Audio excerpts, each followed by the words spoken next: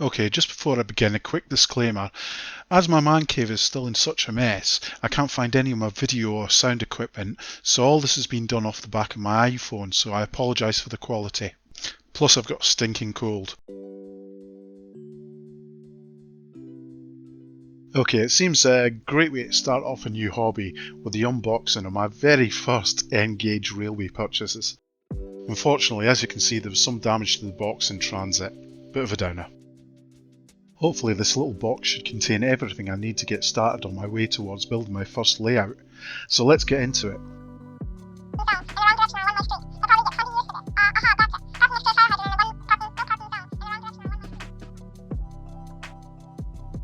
Now as I'm going through this unpacking, I should tell you something about what I'm trying to achieve. I've chosen to go down the KATO route regarding N-gauge track and locos, rather than say the more usual PICO track system that's prevalent here in the UK. The reason I plumped for this option is I wanted something that was a bit more temporary or modular, as it's going to be a while before I plan and settle on a design for a permanent layout.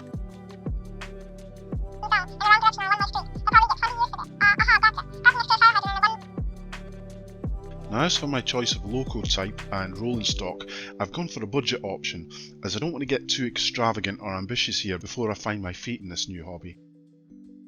That said, weirdo that I am, I actually have something of a crush on little diesel shunting locos and freight trains rather than the more grand and elegant steam trains of yesteryear. This is a happy coincidence, as the absolutely cheapest loco for N-gauge at the moment is this wonderful little KATO steeple cab diesel shunter. I also picked up some very good value KATO freight wagons while I was at it. And now on to the biggest part, size wise anyway, of my introduction to N-gauge model railways, the track set itself. This is the KATO, or is it KATO, Unitrack M1 Master Set. It has everything the beginner needs to set up their very first loop of track, including a very nice DC controller unit. As I mentioned, I'm a bit undecided about just how I'm going to develop a layout design, its theme and its form, but even before that I have to learn a lot about just how a model railway system works. So the simple loop of track is my very first step on this journey. The KATO system makes it very easy for the total beginner. There's no fiddly little fish plates, the track connectors, to worry about. The track just snaps together like Lego pieces. Now, as you can see from the back of the box, there's a very handy guide as to how you can expand your basic loop using KATO's variation add-on sets. Now, whether you're interested in a long mainline passenger layout or an intricate shunting yard, or a combination of the both, there's a variation pack that will simply plug into your current set to provide you with some extra interest. It's a bit of a more organic way to grow your layout, but that's great for anyone like myself who's just getting into the hobby. Let's have a closer look at my first wee loco and rolling stock. This set is a brilliant little introduction to freight haulage. A small electric shunter along with an open cargo wagon, and I think the third wagon is what we'd call in the UK a brake wagon, although in North America I think they call it a caboose. This is part of KATO's very affordable Pocket Line series and gives you a great start in the world of shunting and running freight. I was very surprised to find that KATO does this double pack of Japanese railway, now I think I've got this right, WAMU 8000 wagons for a very reasonable price. For some reason I thought that KATO rolling stock would be quite expensive, but in fact this turned out to be quite comparable to PICO wagons of a similar size. Let's have a good look at what's inside these boxes. Now I think this design of steeple cab loco layout is pretty universally generic, though I believe it may be loosely based on the Japanese. Now let's see if I can get this one right. Meitei Tsu Dikai 600, I've butchered that, which ran from about 1945 to just 2015, so that's quite a long-lived loco.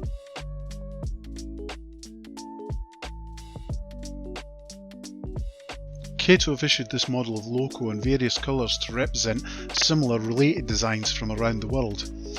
They have a bright orange version which is representative of North American types of shunters, and they even do a British Railways liveried version in black, which is a NER Class ES1 lookalike.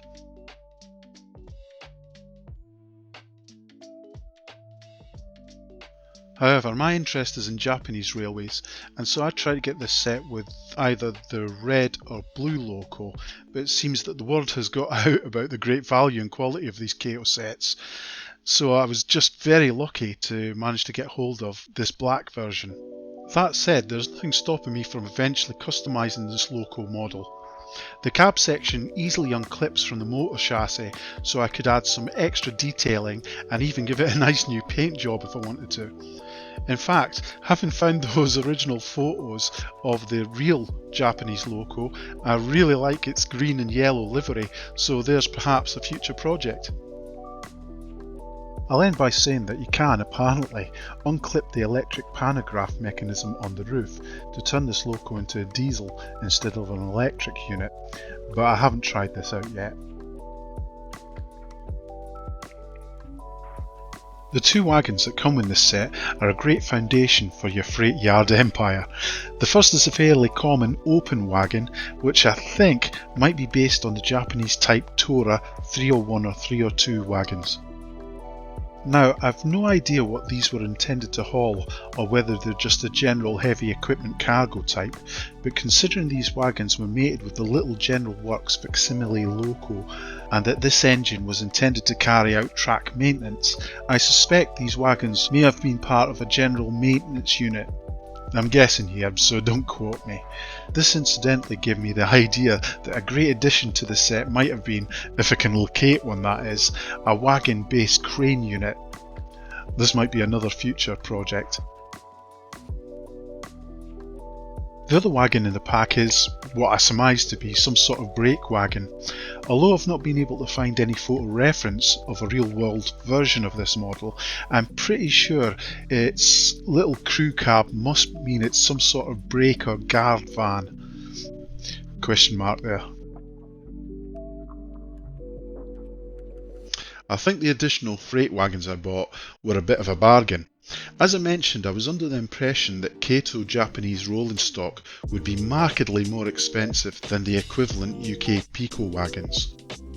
Turns out though I was wrong.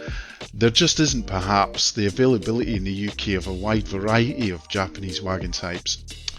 Still, there's enough to get me started in freight operations. The one thing that struck me though is how plain looking Japanese freight wagons are compared to the old British vendors' wagons. There's no fancy liveries or company names, which is a bit of a pity as Japanese commercial design can be wonderfully colourful. Okay, let's have a quick look inside the M1 Master Set box.